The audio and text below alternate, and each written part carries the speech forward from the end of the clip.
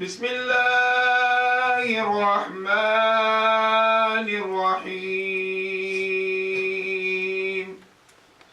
والحمد لله رب العالمين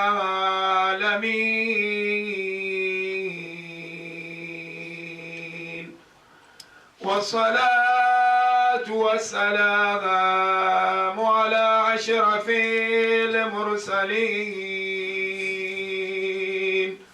حبيبي إله العالمين أبي القاسم محمد اللهم صل على محمد وآل محمد صلى الله عليك يا مولانا يا أبا عبد الله صلى الله عليك يا ابن رسول الله صلى الله عليك يا ابن أمير المؤمنين صلى الله عليك يا ابن فاطمة المظلومة ما خاب من تمسك بقوم وأمن من لجأ إليكم يا ليتنا كنا معكم سادتي فنفوز والله فوزا عظيما قال الله تبارك وتعالى في محكم كتابه بسم الله الرحمن الرحيم يا أيها الذين آمنوا قوا أنفسكم وأهليكم نارا وقودها الناس والحجارة عليها ملائكة غلاظ شداد لا يعصون الله ما أمرهم ويفعلون ما يؤمرون آمنا بالله صدق الله العلي العظيم صلوات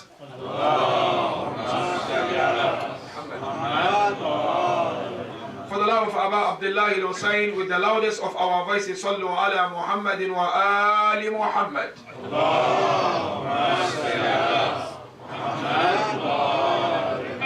For the love of Imam Sahib al-Asr wa Zaman, Ruhi wa Arwahu al-Alameen li-turabi makdamihi al-fida, Sallu ala Muhammadin wa Ali Muhammad.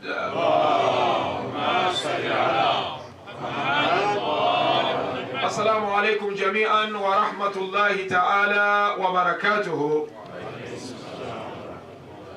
Once again we thank Allah subhanahu wa ta'ala for gracing us with this moment and this opportunity to continue to acquire the understanding of our faith and the understanding of our religion in this holy month of Muharram.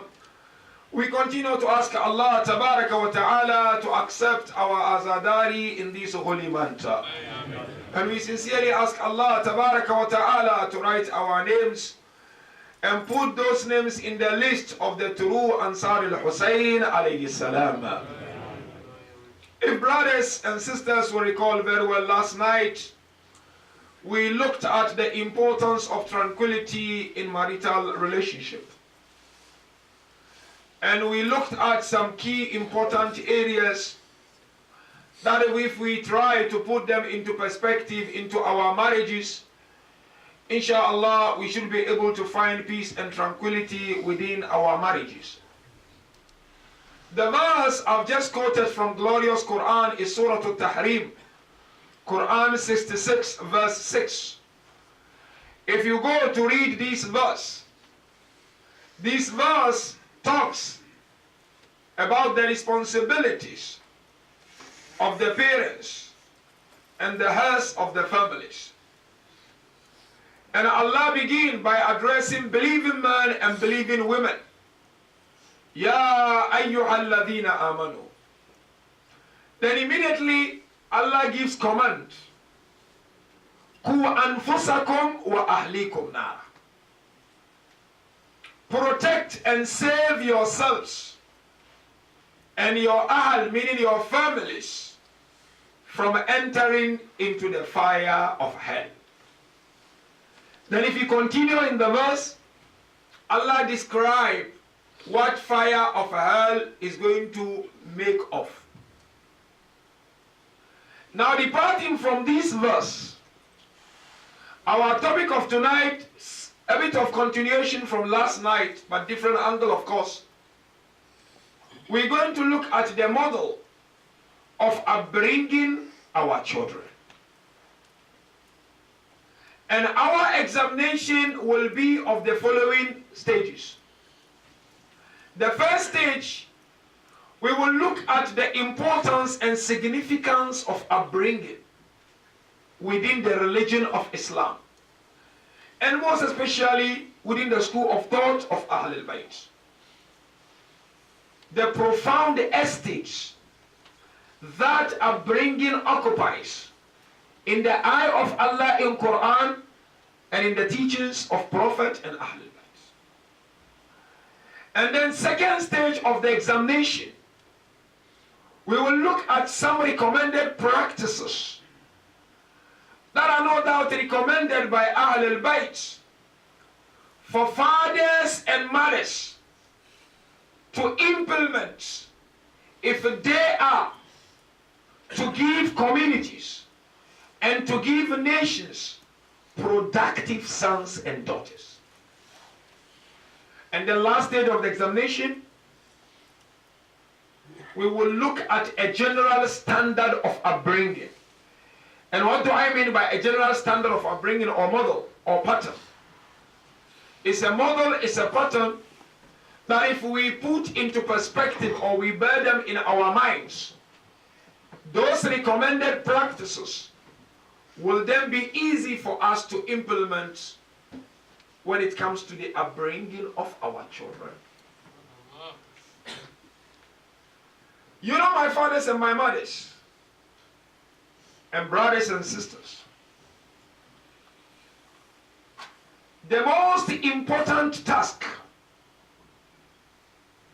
in the life of every individual, especially parents and leaders of every community, is the upbringing of our children. Everything begins there. If you miss out there, then it becomes very difficult. Upbringing is the most important. And you as a father or you as a mother, you cannot afford to get it wrong. And you cannot afford to neglect the importance of upbringing.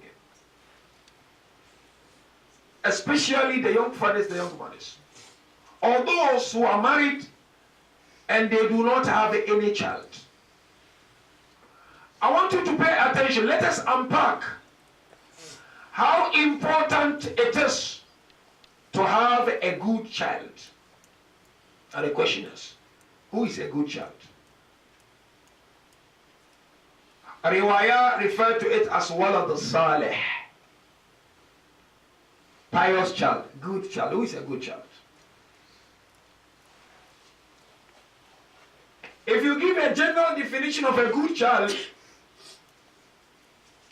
without looking at any religion, you say a good child is someone who is humble, who is respectful, who has manners, who respects elders, who when he speaks to elders, he speaks to them with respect, who when he's with his peers, his friends, he respects them. It's a good child. But if you bring it more into Islam, in addition to this, a good child is the one who prays. A good child is the one who at least recites Quran. A good child is the one who respects Ahlul Bayt. A good child is the one who doesn't do this and that and that.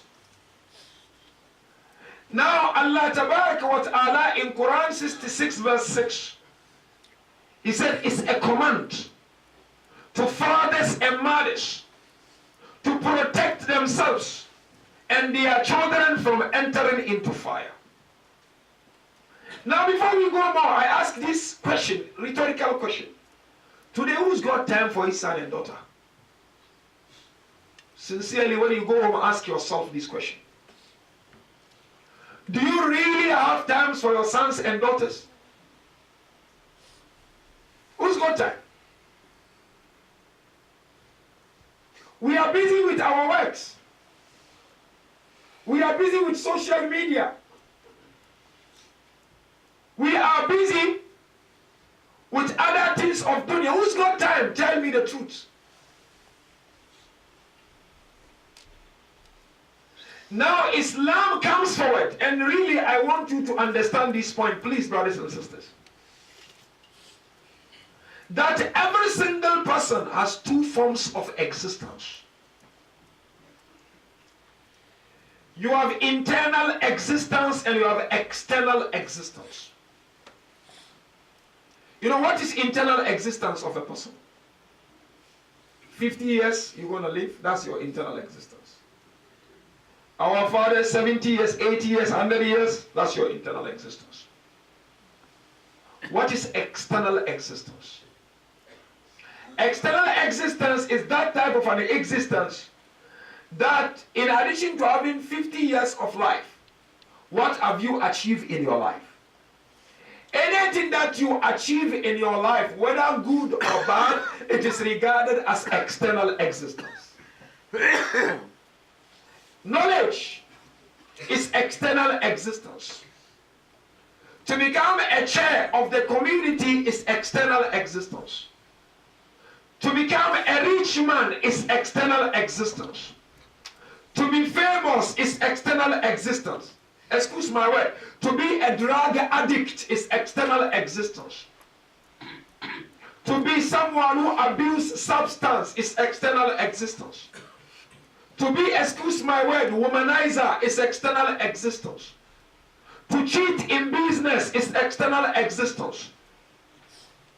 So good or bad is external existence. But Islam comes forward and says the best form of external existence is to have a pious child. Why it is called external existence, all these things? It's because if you die, you will be remembered with that. Fathers, you sit, we don't bother about our children. Mothers, you sit here, you don't bother about wallahi, if you die, the only thing that is guaranteed that you will be remembered with, whether good or bad, will be your children. Today, when a child standing here, he said to Marcia, I'm new, I don't know, whose son is this? That's the first question. Now, I see a boy smoking hashish, drug. Before I go to find out what happened, what caused it, which family? As I was mentioning last night, when a person goes for marriage, before you even scrutinize the personality of that person, you ask which house.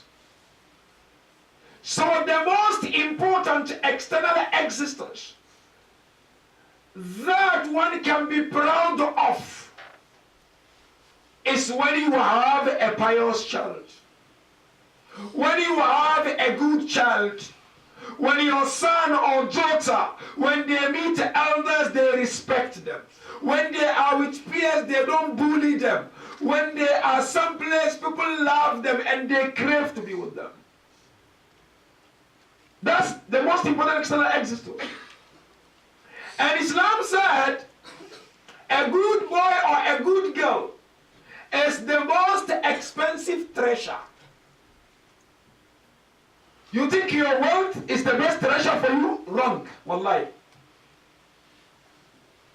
You think supporting, building, donation, the best treasure? No. You think to be famous, everybody know you in the world is the best treasure? No. The best and the most expensive is your son and your daughter. Hence, Islam regards a pious boy or a pious girl or sons and daughters as the main foundation of nation or community building. These children that you see them sitting, Rasulullah comes forward in a very famous tradition. I'm sure you know this tradition. Where he said, كُلُّكُمْ رَاعٍ وَكُلُّكُمْ مَسْعُولٌ عَنْ رَعِيَّتِهِ. Oh fathers, oh mothers, each and every one of you is regarded by Allah like a shepherd. And the flocks given to you by Allah to look after as a amana, you will be questioned of it on the day of Qiyamah. Whether you like it or not, whether you are a good father or not, you will be stopped. You will be questioned how you raise these children. Rasulullah comes on and teach us. الولد الصالح ريحانة من رياحين الجنة وريحانتاي من الدنيا الحسن والحسين. He said a good boy and a good girl, they are rayhana. They are the bundles among the bundles of Jannah. And he said, my bundle in this dunya are Hassan and Hussain. A good boy is a bundle. Today, the problem is not getting married. The problem is who you get married with. And the challenge is not having a child. So what sort of a child you give UK, you give your community? Are you giving a productive child or not? Rasulullah also said, Min sa'adatil mar'i. One of the signs of the success of a person is to have a good child. That is a sign of success in the eye of Allah, according to Rasulullah. If you don't have a good son, you don't have a good daughter, you cannot regard yourself as a successful person. Unless, of course, someone who is not blessed with a child, that's something else. This is Rasulullah. To such an extent, Rasulullah mentioned, when Allah desires goodness for his servant, he makes sure he shows him how good his son and daughter are before he leaves this world.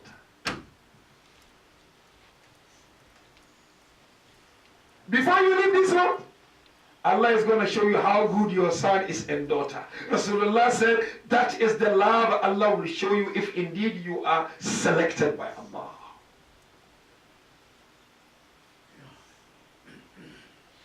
A good child can save you the calamity of dunya and akhirah. You've heard that narration. Prophet Isa alayhi salam, he visited cemetery. And he passed by a grave. And he stopped there. His companions asked him why. He said, I realized that the person in this grave is receiving punishment. Isa left in that riwayah. After a month they came back.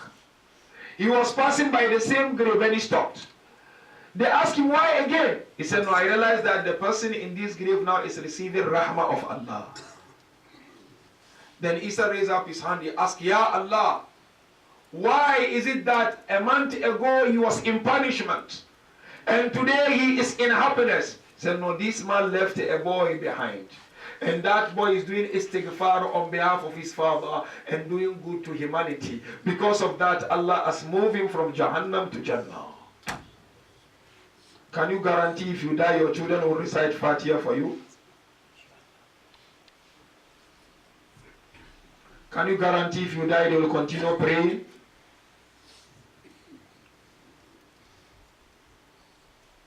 Can you guarantee They will continue running the mosque if you die.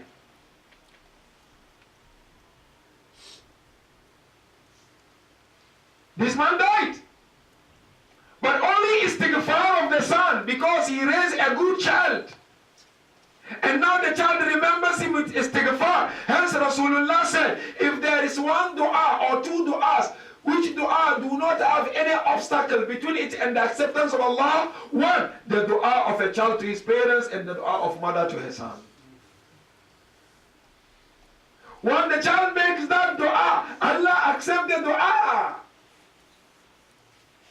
As in another tradition, Rasulullah outlined the importance of having a good child. So, إِذَا مَاتَ بُنُ آدَمْ إِنْكَتَى عَمَلُهُ إِلَّا مِنْ ثَلَاثٍ. When the son of Adam dies, everything will be closed. Only three things will help him in his life of barzakh. Number one is sadaqatun jariyah. Running sadaqah. You help build a mosque. You help build a house. You do something. So long as people continue to benefit from it, it will help you in your life of grief. Number two, our ilmun yuntafa'u bih. You give knowledge, and after your death, people continue to benefit from that knowledge, you will get the reward. The last one, aw waladun salih yad'u lah. Or leaving behind a good child, a good son, a good daughter who remember you with their dua. When they remember you with their dua, Allah will accept the dua, irrespective of how you were taken to barzakh. That's how important it is to have a good child or a good girl. But now, having said this, having a good son is a technique. The way you go to learn about your business, you need also to strive and learn on the best way of child upbringing. You cannot take things for granted. Say, no, I'm going to try. And what men we do sometimes, we leave everything for women. We thinking that, no, bringing money home is the only thing. Which I mentioned is totally wrong. You need to spend quality time. Very important time. We need to invest time. If we truly want to have a pious and good children, it needs a lot of time. It needs a lot of communication and conversation with your wife and your husband. It will not just happen overnight. You have to work for it. You have to do something about it. So now I'm going to second stage of my examination. What are the best practices that are recommended by Ahlul Bayt for us to put into perspective and consideration if we are to have good children? Because today you go every community, people are crying. They don't come to the mosque. Mosque after Muharram, Ramadan is empty. Who to blame? You blame them? No. Go and do self-interception. Check the houses where they are coming from. Do parents really bother? Do they care? They only cry now they are old and the children are not coming and they want Maulanas to do miracles. Charity begins at home. We have duties and responsibilities towards proper any house where upbringing is taken serious. You will not have worry about children praying or coming to the mosque. You will not have a worry. There is no worry about that. Unless, of course, the mosque happen to be that boring. Because sometimes it can be boring also. But if not boring, they will go. Because the upbringing they were given by their parents. Now, where do we begin in Islam? Islam says upbringing of a children is 50% before birth and 50% after birth. It doesn't begin when the child is born. That's where we make mistakes. It begins way far, long time ago, before the child is born. How does it begin? I mentioned last night. It begins in the selection of our spouses. Who is going to be the mother of your son? And who is going to be the father of your son? That's where it begins according to Islam. You don't just get married for the sake of getting married. You get married because you want to build civilization and community. So mother is important and father is important. That's where upbringing begins and takes shape. If you have a good father and a good mother, it will work out nicely. Allah will take charge of the rest. But if you have a good father and the mother not okay, it may not work out the way you would want to see. And vice versa also. Look at the son of Nuh alayhi salam. Noah, prophet of Allah. Allah sent to Noah to the Ummah. But what happened to his son? His son refused to join Noah, isn't it? He said, Ya Allah. He asked Allah. Allah said, Innahu amalun ghayr salih. These are not good. Why? Was no bad? No. Was he not doing upbringing? Was doing? But what? There was no woman figure in that upbringing, hence the child suffered. It tells us that it's important for both mom and dad to be together when it comes to upbringing of their children. Not a situation we have. You marry someone who is too busy with his life. He leaves you with the children, you pick them from school, you come back with them, he comes back late from work. What's the point? So therefore, number one is to have a good spouse. God-loving, God-fearing, husband and wife. That is the beginning of everything. Second, which I was mentioning on Friday, eating haram.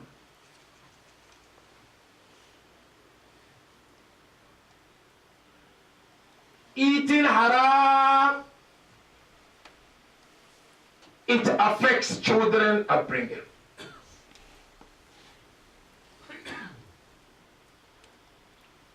This Rasulullah, inna kasb al-harami yabinu fi dhurri. Rasulullah said, unlawful earning leaves its bad traces in the family. Your business. How many times you take wrong money? It affects the upbringing. Because we are told, insan is made from clay or sand, isn't it? Why Allah said insan, لَقَدْ خَلَقْنَا الْإِنسَانَ مِنْ سُلَالَةٍ مِنْ طِينٍ. Insan is being created from clay, from sand, meaning from food. If you bring haram home, you know the first world of a child is the loins of the father, back here. And the second world is the stomach of a mom. Why first? You eat the food from unlawful earning. It makes the liquid, the semen. And that is what makes a child. It affects the upbringing. I gave you examples. I don't want to repeat them. You sitting here, you doing business, you don't pay taxes. It's haram. It's illicit money. Wallahi. You justify those, it's up to you. It's haram.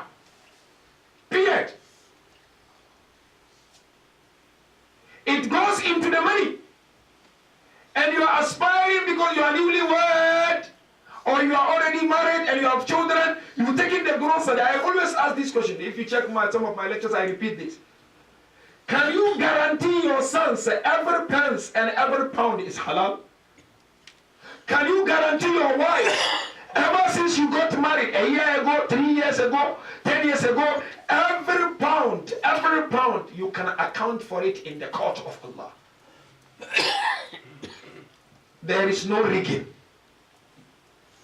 So the second important thing of upbringing is the money. When we say lawful, it doesn't mean the meat is not being slaughtered by it. No. I'm talking about how you get your money.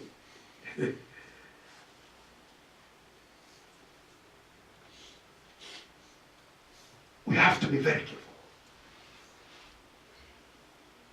That's the second thing. Because Islam taught us there is a relationship and correlation between the soul and the body. What do I mean? When you have a problem with any part of your body, it affects the soul. And if there is something disturbing you like stress or something, no matter how you try to hide it, it will be seen on your face sometimes. So when you eat something haram, first the body takes it. It goes up to affect the soul. And that will go into affect the child before even the child comes in. Hence Quran taught us as parents who have no children as yet, and they are aspiring to have children. فَلْيَنْظُرِ الْإِنسَانُ إِلَىٰ طَعَامِهِ. Every insan should watch and look out for his food. Don't just eat for eating's sake. Don't just take the money, salary, because you need money. Then another verse of Quran said, in addition to that, and this we learn from Prophet Zakaria and Prophet Ibrahim, you always ask Allah to bless you with good children. Rabbi habli mina salihin. So those of us who do not have children, in addition to looking after what you eat, what you take home, always after your salah, ask for divine intervention for Allah tabaraka wa ta'ala to grant you a good child. You will need divine intervention, especially in today's world. And then of course, now if a woman becomes pregnant, that I'm not going to stop there because it's a long discussion in Islam. We have discussion in Islam right from the first month up until the last month. There are things you need to do, what to eat, where to go, how to go about it, if you truly want to have a pious child. We have that in Islam. But Rasulullah beautifully consoled our mothers who carry these babies for a period of 9 months. Rasulullah said, the moment a woman carries a child, فَهِيَ فِي ذِلِّ اللَّهِ عَزَّ وَجَلَّ. She will then be invited by Allah to be under His kingdom. The very first moment a woman carries a child, Muslim, non-Muslim, Allah will protect that woman. Because it's a serious struggle, it's a serious jihad. Then number 2, Rasulullah mentioned, every pain that woman goes through when she is pregnant, for every single pain, she'll be given the reward of freeing a slave in the eye of Allah. It's very important for women to understand. I'm just mentioning this by the way, because many times our women complain. Every pain that you go up until your labor, Rasulullah said, it's 8 kurakaba minallah. It is freeing a slave in the eye of Allah subhanahu wa ta'ala. Then Rasulullah said, the moment a woman delivers a child, Allah tabaraka wa ta'ala will tell His angels, when this woman comes on the day of Qiyamah, let my light go on her left and right. Then Rasulullah in the riwayah mentioned, when this woman breastfeed a child, for every breastfeeding, she will be given the reward of fasting. Every breastfeeding, you will be given the reward of fasting in the eye of Allah subhanahu wa ta'ala. The Rasulullah said, when you finish breastfeeding, meaning you put the child in a weaning process, Allah will say to this lady, Ghafartu laki zambak. Your sins are forgiven by Allah. So then if you as a father and a mother, you have a woman who is pregnant, and you want to have a pious child, there are things that you need to do in Islam. Number one, you need to create a conducive atmosphere for that woman. Peaceful environment. You see people, some the woman is pregnant, the way they give them hassles. They don't understand she's in a different mood and psychology. Islam says you want to have a smooth transition of the child from that world to this world. You need to create a conducive atmosphere. And number two, the woman should endeavor now and then to be in wudu. To be in wudu is crucial. It helps a lot. And they don't know if you want even the child become the child of Quran. The woman who is pregnant should always listen to the verses of Quran. Allah will bless that child. Even if he doesn't memorize the whole Quran, he will love the Quran.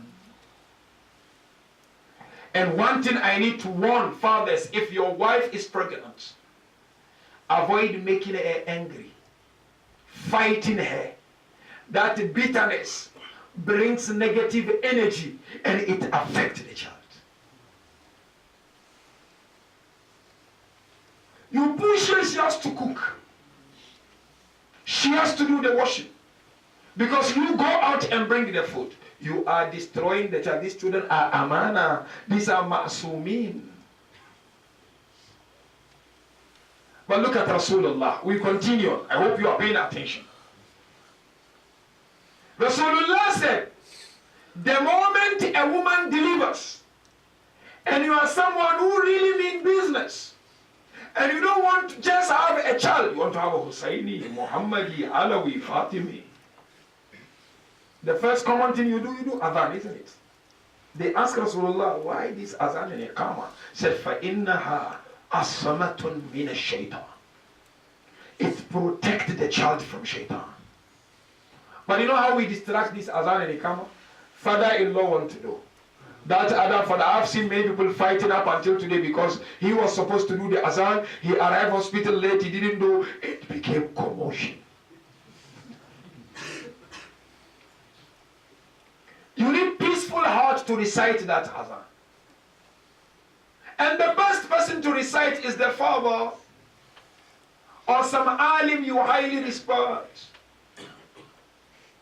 The second thing which Islam recommends from the teachings of Rasulullah, when Rasulullah was talking to Hawla, he said when a woman delivers, the moment she delivers, give her 7 dates of Medina. They said, Rasulullah, but if you are far from Medina, so you can give her any date of your country. They asked Rasulullah, why should he give her dates? She may not be able to swallow and eat. Rasulullah said, because if a woman is giving dates after delivery, the child who she's going to breastfeed, that child will become a patient child. Whatever will come to that child, he will endure. Hence the best date could be Ajwa date. These are sunnah of Rasulullah. We often don't have time, we neglect. We are busy baby showering. Allahu Akbar wa lillahi alhamdu wa shukr. Sallallahu Muhammad wa ali Muhammad.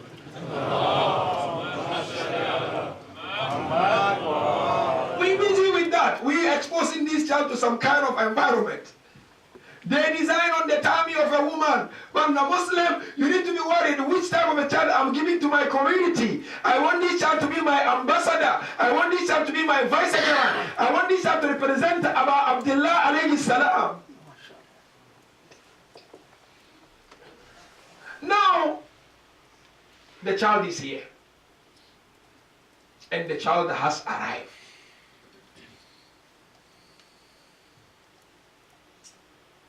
What do we have to do as parents?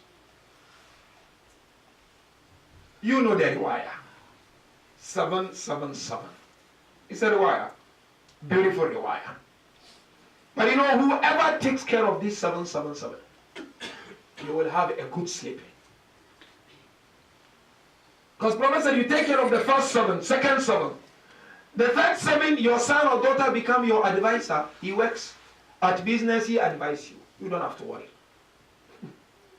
Today, wallah, some parents, they don't even want their children to know what is in the bank account. Yeah. Because they've not made time. They will have family, children, they will say, no, Jama, take the money for donation. Well, the child said, Lala, I don't want this child. First 7, brothers and sisters, is so easy as Islam mentioned. Of course, so many things get into, but I'm not going to go into that discussion. Rasulullah said, Sayyidu Sabah. In the first 7, let the child be the way the child is. Yes, you monitor, but let the child be no amr bil maruf. You push the child up until 7. Don't force the child to teach him too much of things. No, no, no, no. Let the child be. Let the child enjoy that freedom. Although today we are lucky, we have children of 5 years, 6 years, they are so smart, you can't believe. They go to school, they go to madrasa, what they are taught is unbelievable, and they are able to read nicely.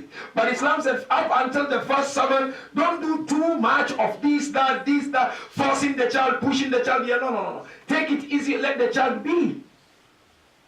Hence, Islam said, the first recommendation in the first 7, you have to build such a true love with your child. Some of us fathers, we don't even have time to hold these children for many hours. By the time we go out, they were fast asleep with their mother. By the time we come back, they are fast asleep. We don't have time. There is no bond between us and our children. Islam said in the first 7, that is the moment you have to build that rapport and that strong love. In fact, we have a riwayah that says if in the first 7 you are able to build that strong love, you are done. You will not have a problem of love. You know today why it's difficult to advise your son sometimes? It's because you have not built that love. If you built that love with your sons, you advise them, they listen easily. Hence Rasulullah mentioned, in that first 7, you should be patient with the child, because the child can cause trouble. Young boy, start crawling, start going to primary school, nursery. You have to be patient. Hence Rasulullah said, number 1, be patient when they cry. Sometimes men, we can get really crazy when children cry. Rasulullah said, when a child cries, you know what will be the reward? He said that child is saying La ilaha illallah for 4 months. And then saying Muhammadur Rasulullah 4 months. That is the tears of a child. So in other words, when a child is crying in that first 7, Rasulullah is telling us, is testifying to Tawheed and Fitrah and the oneness of Allah. Shouting at that child, looking at him with some serious face, you are denying him to testify to that oneness of Allah. Hence Rasulullah said, if parents are patient with the sickness of their children in that young age, it will be kafara for the parent on the day of Qiyamah. So first 7, let it be. Second 7 is the 7 of teaching. A child goes to school, madrasa. You need to have a relationship with the madrasa as father and mother. You need to have constant communication with the madrasa, with the teacher of your child. The same thing where they go to school, you need to have constant communication with them. So Islam comes in and said, fathers have their responsibilities and mothers have their responsibilities. The first responsibility of a father is to teach the child ways of eating, manners of eating. This looks simple, I don't have much time, but pay attention to it. It's very, very important. Your first responsibility as a father, teach your children how to eat. How? Eating eating also you have to teach? Yes. What do you teach your child as a father? This is your responsibility. And Islam categorically outlines. Teach them to mention the name of Allah before they begin eating. Today, unfortunately, we ourselves, we don't even begin with the name of Allah. Number 2, teach them to wash their hands before eating. Number 3, teach them to thank Allah after eating. And number 4, teach them not to look at people's face when they are eating. It is a disrespect. These teachings of Ahlul Bayt, no time, unfortunately. It's my responsibility. Although we don't do, we leave it for our women. 9 months of pregnancy, she's got a duty also to continue. You're not doing it, you're thinking bringing money. It's the only thing. No. Number 2, Islam said, Father, teach your sons and daughters ways of talking. What do you teach them talking? They have to start talking with Bismillah, with Assalamu alaikum. Father, it's your duty. As young age, you have to instill that. They are plain, they are ma'asum, they don't have any problem now. You instill it now, before it's late. Miracle will not happen. You don't have problem now, you go ziyara, you hold in Aba Abdullah, Mary, Huda, Kikasam, Huda. La, really. Do your part and go and ask Allah and make tawassul and Allah will help you. Teach them how to talk. Salaam alaikum. How do you do that? You come, the child sitting, Salam kem chutama. Tikche, barabar. You teach them. The child is young, is a baby. This is tradition of Imam Jafar. I'm not just saying from my heart, my head. You come, you greet the boy, you greet the girl. They are young. You are instilling that in. Today, look, some they come, no salam, nothing, zero. That is the manner Islam want to see. That is the value Islam want to see. Today, look, some of our children, they eat with the left hand. Where is the father? Have you instilled that? So teach them how to talk. In teaching them how to talk, teach them not to interrupt people when people talk. Not to cut people. It's a manner a father has to instill. And the third responsibility of a father is to teach them Islam and Islamic values. Today, they come Saturday or Sunday, you drop them madrasa, you go your way. You don't care. Then you will sit there lambasting the madrasa, lambasting the teacher. Be grateful to madrasa, wallah. All those teachers, they are just volunteering. It is your duty they are doing, it's not their responsibilities. Appreciate madrasa teachers. What are you doing? It is your duty, fathers, to teach them Allah, history of Ahlul Bayt. And one of the practical way Islam introduced is that when you come to Majlis, bring them as young as they are. They learn as they grow. 4, Father, your duty. Teach them community akhlaq. What is community akhlaq? When there is queue in doing something, let them follow the queue. Today, go white people, they've got that man. You jump the queue, they look at you. Why? Islam, we have it. It's the responsibility of the fact at young age like this is how you instill that. We don't do that. We think we are too clever. We are educated. We are big business people. We've got the money. We can do as we believe. No. Today, you know how many mothers are crying? You know how many fathers are crying? You know how many mothers, they go to sleep, they can't sleep at night because of their children? You know how many fathers, you know how many messages Maulanas receive every night about children? Let's do our part and leave the rest Allah will do on our behalf. And the last responsibility of a father is to try to identify the potential of your child at a young age. Each child has unique potential. There is no stupid child. No! But you as a father, we have techniques in Islam how to identify potential. If you want to know if your child is smart or not, and he can do much better in future, you look at him, when you say something, he pick up.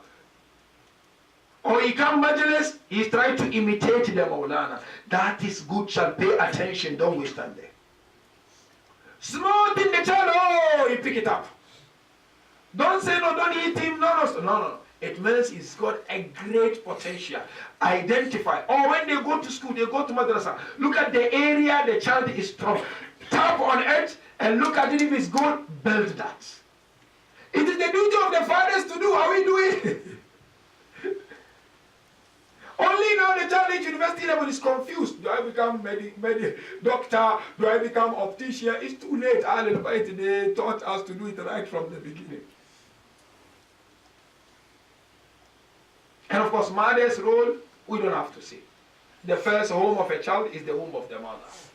Second home is the chest of the mother. Third home is that breast milk of a mother. So mother, always they've got that love.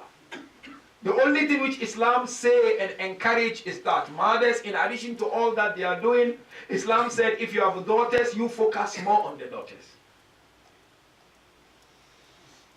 Because the daughters normally happen to look at the mother and the sons normally happen to look at the father. So Islam said, mother, you emulate Bibi Fatima, Bibi Zainab so that your daughter can follow suit. Teach them that value. That is very, very important. And lastly, brothers and sisters, father, mother, avoid fighting in front of your children. No matter what the situation, you're going to destroy them. Give and take between wife and husband in front of the children. Hold yourself. Control your anger. Not in front of your children. It distracts upbringing. One thing you mention towards his mom or towards his father, wallah, even if the child is younger than these ones, it sticks here. Tomorrow you will see. It affects completely. You want to shout at his mom or you want to shout at his dad, be careful. That's number one. Two, both father and mother, teach your children when they are to enter a place, they should ask for permission. But the most important one is the room of the father and mother in the house. It makes children stubborn if you don't teach them to learn that. They cannot just enter your room anyhow. They must learn to say salam to enter. And I'm sure you understand what Islam is trying to put here. 3, if there are sisters and brothers young, try to avoid them not having their clothes always on in the house. Because it causes problem in future. This is Islamic recommendation. 4, don't gossip others in front of your children. Backbiting. You sit, you come back from the mosque, your children are sitting, you backbiting, you destroy them completely. And the last one, if you have children, don't discriminate between them. Don't discriminate. And avoid telling your son or daughter because they did not do well at school, you are a waste. You belittling the child.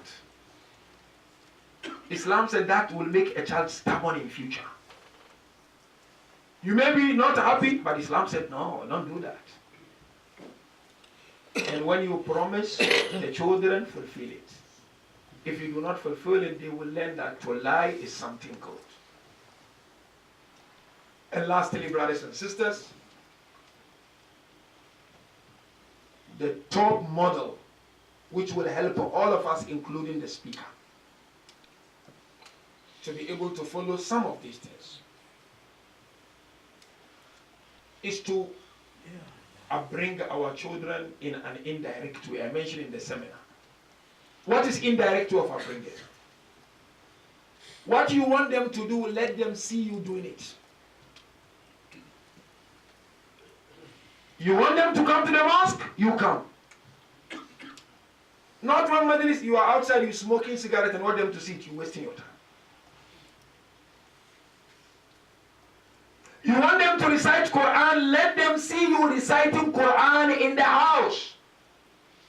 How many of us recite and you want our children to become Hafiz? Do you think it's easy? No. Whatever you want them to do, let them see you doing it. Slowly they will follow suit. You have to teach by example. That's it. And the last model is to reconcile between their time and our time. You know that famous tradition, of course, of Imam. And this reconciliation will come with those who are teenagers now. Reconcile between their time and your time. Because your times are different from their time. They are born in a separate time. How do you reconcile? You need to understand their time. Fathers, you come most, youth not coming, blah, blah, blah, blah, blah, blah, complain. The first role is to know their time. What is this time? What are the futures of current world? Understand it first if you are to attract the youth. But this goes to the parents. Number 2, dialogue with your children. You have to dialogue with the children. You have to dialogue with them. Sit with them, discuss with them, don't impose on them. And lastly, you have to show love to them. True love. As always they mention, Luqman will say, my beloved son. But when we address our sons, we address them with not respect. Sometimes say, hey, I'm talking to you. You have to instill that into them, good manner. And no doubt on the 10th day of Muharram, mothers gave children away who were like money in this world.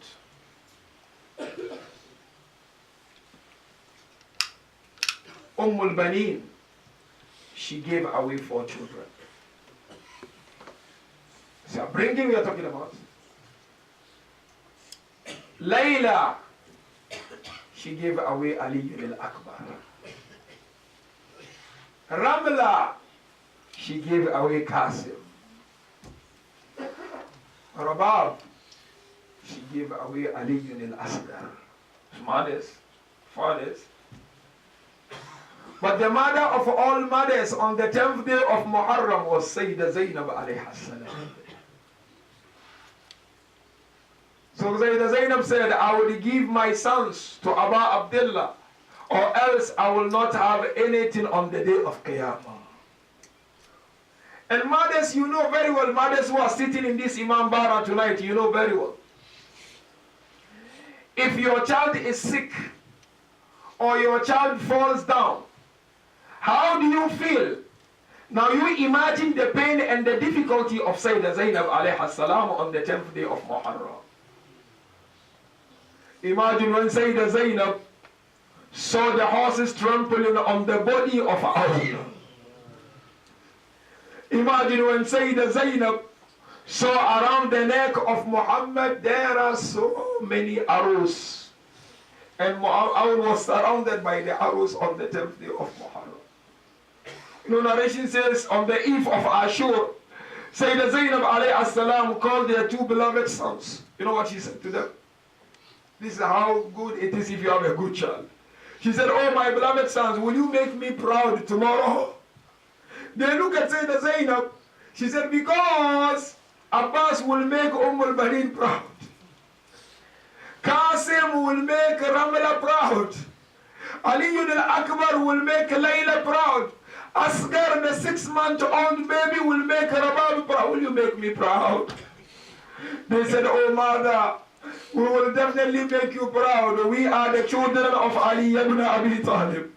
And we are the sons of Ja'far al-Tayyar.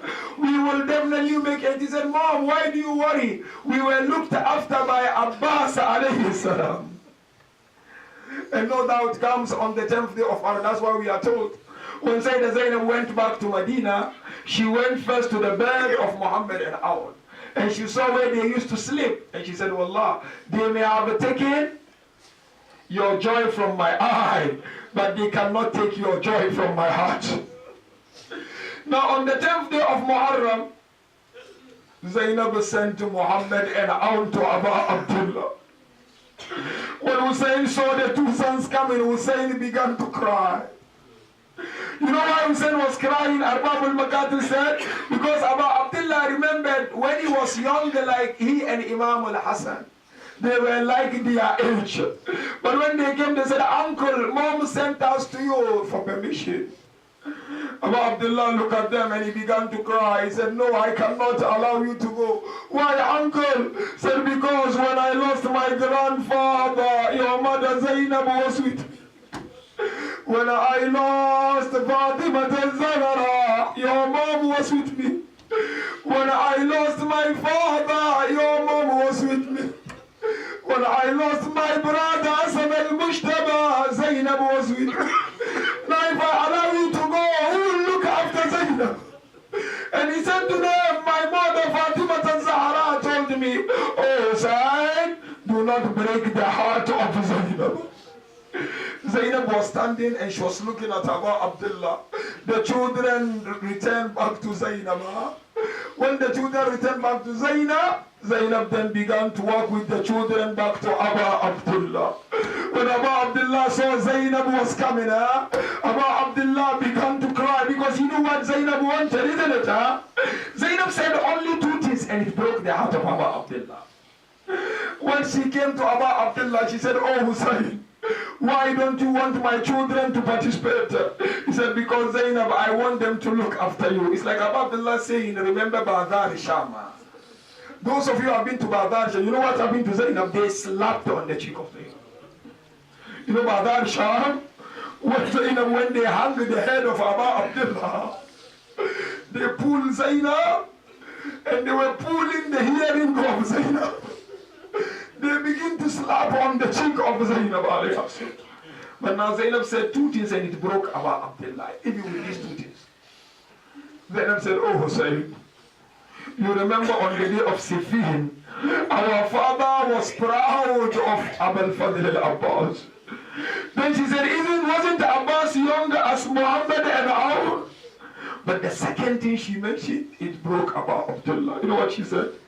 She said, oh Hussain, don't you want my mother Fatima to be proud of me on the day of Qiyamah? Layla, Fatima will be proud with her. Don't you want my mom to be proud? Of course, now she allowed the sons to go to the battlefield. And of course, you know what happened.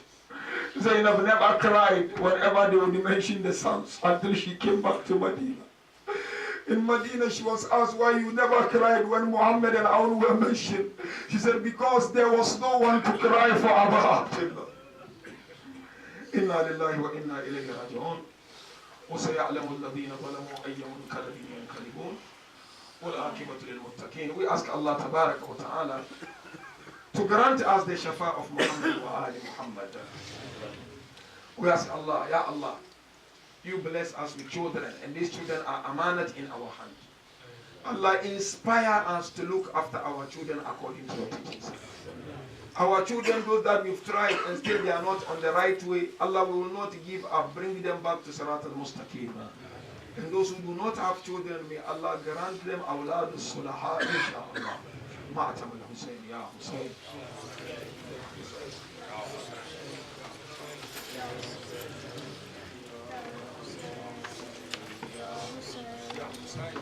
Yo,